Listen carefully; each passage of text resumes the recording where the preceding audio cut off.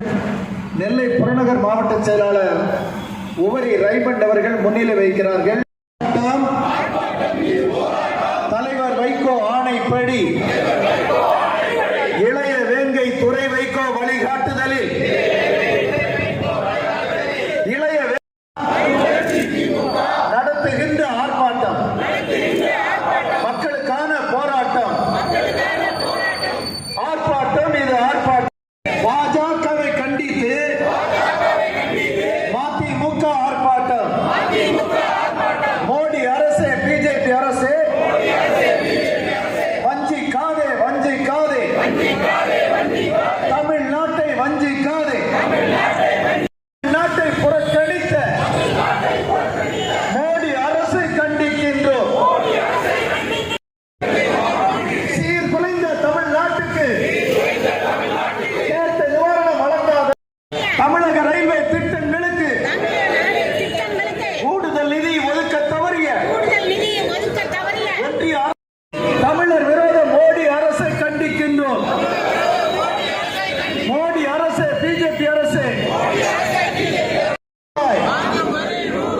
திருப்பி கொடுப்பது 29 ரூபாயா?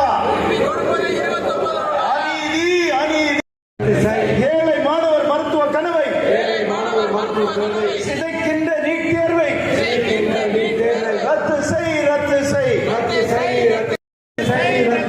கைவிடு, கைவிடு, மோடி அரசை கைவிடு, ஊழல் மலிந்த நீட் தேர்வை உடனடியாக கைவிடு.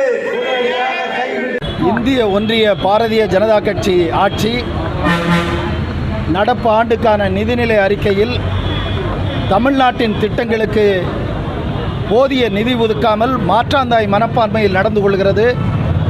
37,037 கோடி மழை வெள்ளத்தால் பாதிக்கப்பட்ட தமிழ்நாட்டுக்கு நிவாரணம் கேட்டு முதலமைச்சர் கடிதம் எழுதிய போது வெறும் 273 கோடி ரூபாய் பேரிடர் நிவாரணத்தில் இருந்து கொடுத்து தமிழ்நாட்டை வஞ்சிக்கிறது.